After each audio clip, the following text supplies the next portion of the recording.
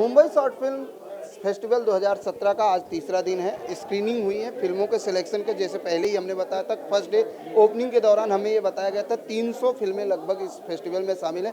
लेकिन सबसे पहले विनोद नेगी जी से जानते हैं। विनोद जी, 300 फिल्मों का जो सिलेक्शन किया गया था, आपके यहाँ रजिस्ट्रेशन हुआ था, अब तक कितनी फिल्में सेलेक्ट की गई और स्क्रीनिंग जो आज स्पेशल स्क्रीनिंग रखी गई है, इनमें कितनी फिल्में शामिल हैं? देखिए, 150 फिल्मों का हमने जो है 300 में से सिलेक्शन किया था। और ये जो है हमने मेयर हॉल अंधेरी वेस्ट में जो है वहाँ पर जो है हमने वहाँ पर जो उनका स्क्रीन हुआ है। और आज जो है यहाँ पर हम लगभग 40 फिल्मों का जो है फाइनल स्क्रीनिंग करने जा रहे हैं। आदरणीय श्री सुनील बब्बर जी के नेतृत्व में वो मुख्य हमारे आगे जूरी है। अगर बात की जाए फेस्टिवल की, जैसे आपने पहले बताया था कि हमारी चौथा फेस्टिवल है, 4 साल हो गए आपकी संस्था को ये फेस्टिवल करते हुए। अगर हम बात करें तो मुख्य उद्देश्य क्या है इस फेस्टिवल को लेकर? देखिए, अपकमिंग जो फिल्म प्रोड्यूसर्स हैं यानी और डायरेक्टर्स हैं, जो नए लड़के उभर के आ रहे हैं, उनको प्रमोट करना हमारा मुख्य उद्देश्य है। सुनील बब्बर जी, अगर बात की जाए, जज करना बड़ी मुश्किल का काम होता है। 300 में से 150, 150 में से 40, ऐसे में जज करना कितना मुश्किल होता है? देखिए, ये मैं इसको यूँ मान के चलता हूँ कि कोई भी फिल्म जब बनाता है वो दिल से ही बनाता है। तो बेचारा अपनी तरफ से, चाहे मैं हूँ या कोई भी फिल्म मेकर होता है, वो ये सोच के बनाता है कि हम अच्छी फिल्म बना रहे थे। लेकिन जो दर्शक है वही सबसे बड़ा जज होता है। जज मैं नहीं हूँ, जज ये सारे हैं जो वहाँ पे बैठे हुए हैं। इन्हीं के रिएक्शन से, इन्हीं की हंसी से, इन्हीं की तालियों से मालूम पड़ जाता है कि आप क्या कर रहे हैं। और मैं एक चीज़ मानता हूँ, बीइंग फिल्म मेकर, मुझे ये लगता है कि अगर कोई चीज़ आपके दिल को भा जाती है तो वही अच्छी होती है।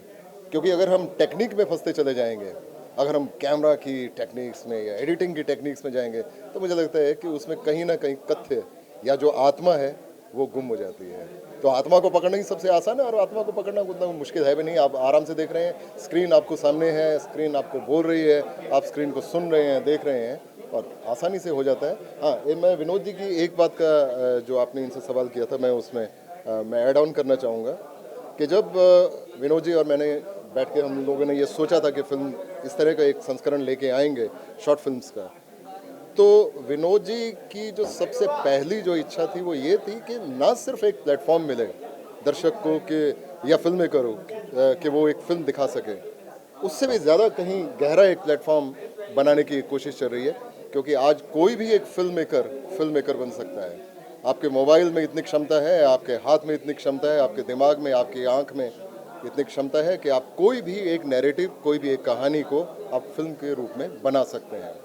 उस वजह से मुझे ये लगता है कि चूंकि अब यूट्यूब है, अमेज़ॉन प्राइम है, अभी नेटफ्लिक्स है, ये सारे के सारे इतने बड़े डिजिटल जो प्लेटफॉर्म्स बन चुके हैं कि आप अपनी फिल्मों को बनाइए और यहाँ पे दिखाइए। आज यूट्यूब के पास इतना बड़ा चंक है, जो इतने हज़ारों लाखों घंटों का जो उनके पास इतना बड़ा सॉफ्टवेयर है, वो किसका है? हमारी इन्हीं लोगों का बनाया हुआ है।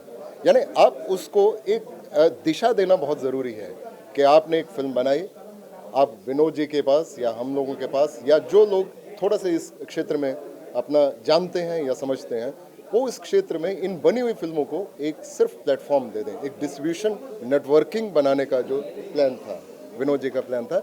और मुझे लगता है कि विनोद जी के पास अभी काफ़ी समय से, 4 साल से कर रहे हैं, और काफ़ी बड़ा सॉफ्टवेयर इनके पास इकट्ठा हो चुका है, और अब वो समय आ गया है कि इसको एक प्लेटफॉर्म दिया जाए।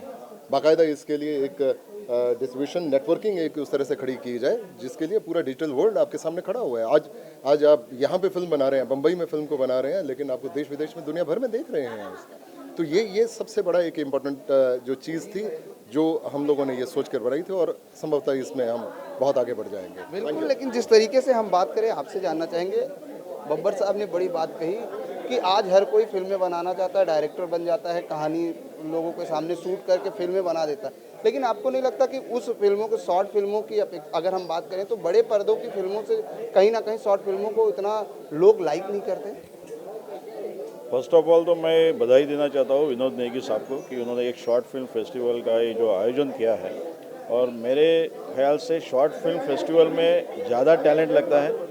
जो भी हमें मैसेज देना होता है मीडिया को, वो कम से कम समय में ज़्यादा से ज़्यादा समय हम कैसे दे सकते हैं। और मेरे हिसाब से अगर आप ऑस्कर की भी एंट्री देखें, जब हमारा शॉट जब गया था जो इंडिया का ऑफिशियल एंट्री, तो 3 घंटे की हमारी मूवी हमने एडिट करके उसको 1 आवर 46 मिनट्स में बनाई। और ये शॉर्ट फिल्म तो मेरे हिसाब से उससे ही ज़्यादा कम टाइम में अपने को ज़्यादा से ज़्यादा मैसेज देना होता है। और मेरे हिसाब से एक बहुत ही बढ़िया एक साधन है। जैसे यूट्यूब में all over the world this is a very strong media, जैसे आपको जो मैसेज देना है वो कन्वे करने के लिए। तो मेरे हिसाब से ये शॉर्ट फिल्म फेस्टिवल है, इसमें से जो नए कलाकार है, whether it is a director, actor, hub के लिए वो चैलेंज होता है, क्योंकि डायरेक्टर को कम से कम समय में अपना जो भी सब्जेक्ट है, जो एक नॉर्मल फीचर फिल्म में 3 घंटा, 2 घंटा, 2.5 घंटा मिलता है, तो ये कम से कम समय में कैसे अच्छी तरह से वो मैसेज जाए, उसमें मेरे हिसाब से वो टैलेंट ज़्यादा लगता है। और यही टैलेंट उभर के आगे आएगा तो definitely they will be a professional big producer in the years to come. बिल्कुल, अगर बात की जाए तो जिस तरीके से फेस्टिवल के आयोजन के टीम की अगर हम बात करते हैं तो हमारे साथ राशि जी हैं, उनसे जानते हैं। राशि जी, हाथ में तो लिस्टिंग की हुई आपके पूरी डायरी पड़ी है, किस तरह से लिस्टिंग करती हैं? देखिए, ये हमारी सिलेक्शन कमेटी लिस्टिंग करती है। उन्होंने फिल्में देखी हैं और बाकायदा और उन्होंने लिस्टिंग किया है, और ये लिस्ट उन्हीं की दी हुई है, मैंने लिस्टिंग नहीं की है। लेकिन जिस तरीके से जब फिल्में लिस्टिंग करते हैं उस दौरान कई लोग ऐसे होते हैं कि उनकी फिल्में नहीं लिस्ट में ली जाती है, तो उनको कभी ना कभी आपको कॉल आती होगी, अरे मैडम हमारी फिल्में क्यों नहीं ली गई? जी, ऐसी चीज़ें हुई हैं और बहुत बार बार हुई हैं। तो हम कोशिश ये करते हैं कि हमारी तरफ से उनकी सारी शिकायतें दूर की जाए। वैसे हम हर शिकायत तो दूर नहीं कर सकते, लेकिन इतनी ध्यान में ज़रूर रखते हैं कि जो डिज़र्विंग फ़िल्म है सिर्फ वही जाएं सेमीफाइनल में, और वही फाइनल्स में जाएं, और उन्हीं को अवार्ड मिले। मेरी कोशिश यही होगी। फाइनल के अवार्ड की अगर बात आपने कही तो किस तरह से अवार्ड वितरण किया जाता है? अवार्ड का क्या प्रक्रिया है फिल्मों की? अभी जो हमारी हो रही है वो फाइनल स्क्रीनिंग हो रही है, और यहाँ पे जो हमारी सिलेक्शन कमेटी है उन्होंने जितनी फिल्में देख करके सेलेक्ट की हैं वो सभी यहाँ पे आई हैं, और उन्हीं फिल्मों की हम यहाँ पे स्क्रीनिंग रख रहे हैं, जो हमारी ज्यूरी देख रही हैं और उनको बड़े गौर से देख रही हैं और जज भी कर रही हैं। और कोशिश करेंगे हम कि ज्यूरी बिल्कुल सही डिसीजन ले, और जो बहुत अच्छी अच्छी फिल्में आई हैं, अच्छी फिल्मों को अवार्ड मिले, तभी वो आगे उनका प्रमोशन होगा और अच्छे टैलेंट बाहर निकल करके आएंगे। अच्छी फिल्मों को अवार्ड मिले तभी उनका प्रमोशन होगा। जूरी मेंबर की पूरी टीम हमारे साथ है, उनसे जानते हैं किस तरह से फिल्मों को। सबसे पहले एंजल जी क्या कहना चाहेंगी फिल्मों के सिलेक्शन को लेकर? बब्बर साहब ने तो पहले बताया कि हमने किस तरह से सिलेक्शन करते हैं, और फिल्मों को ये नहीं है कि हर फिल्म में लोगों तक, लेकिन शॉर्ट फिल्मों के जरिए क्या लगता है कि वो संदेश जो डायरेक्टर चाहता है कि हमारा जो उद्देश्य है बनाने का वो लोगों तक पहुंचता है? बिल्कुल पहुंचता है। मैं बहुत खुश हूँ यहाँ आकर इन सब के साथ में, मुझे इतनी इज्जत मिली। I feel so grateful. Deepa ji is there, Sunil ji is there, and I feel so nice. और जो भी मूवी में दिखाया जा रहा है, it's a very true things happening, and I think it's a great lesson to society कि वो लोग क्या दिखाना चाह रहे हैं, क्या लोगों को बताना चाह रहे हैं, वो दिल को छूता है वो बात। तो it's very heart touching, and sometimes I feel like to cry also कि what the small baby is doing and how she is living the life and what kind of life people live in this society. So we feel we are so God blessed कि God has given us a good family, good parents, loving family. ये सब देख के ऐसा लगता है कि वो God we feel sometimes what is this happening, this should not happen like this, it should happen the way what we are living a good life. It's God's blessings. बिल्कुल, हमारे साथ जो है दीपा नारायण जी हैं। दीपा जी, जब हम पहले दिन आए थे फेस्टिवल में तो ये कहा जा रहा था कि आज तो शुरुआत है, हम फिल्में देखेंगे फिर जज करेंगे। जज करना क्या क्या टेक्निकली अगर हम बात करें तो क्या यहाँ पर शॉर्ट फिल्मों में टेक्निकली देख के जज किया जाता है? कैसे कर रहे हो आप लोग जज? देखिए, फिल्म होती है, शॉर्ट हो या लॉन्ग, राइट? तो सब किस्म उसमें होना ही पड़ता है, चाहे वो आपकी स्टोरी हो, चाहे आपके एक्टर हो, चाहे आपकी म्यूज़िक हो, चाहे आपके फोटोग्राफी हो। तो शॉर्ट फिल्म और लॉन्ग फिल्म कोई डिफरेंस तो नहीं होता। हाँ, ये लॉन्ग होता है और ये शॉर्ट होता है। एक ये जो स्टोरी दिखाया जा रहा है छोटी सी फिल्म में, मतलब वो सारे चीज़ दिखाने की कोशिश कर रहे हैं और दिखाया अच्छे से प्रस्तुत कर रहे हैं। अब तक जो स्क्रीनिंग हुई उसमें कौन सी फिल्म सबसे ज़्यादा दीपा जी को टच की? देखिए, काफ़ी सब्जेक्ट्स है इसमें। ये बच्चों के लिए भी दिखाए गए, चाइल्ड लेबर जो होते हैं, जो स्लम्स में रहते हैं, बच्चों को लेके काफ़ी फिल्म बन गई है, मुझे तो ऐसा लग रहा है।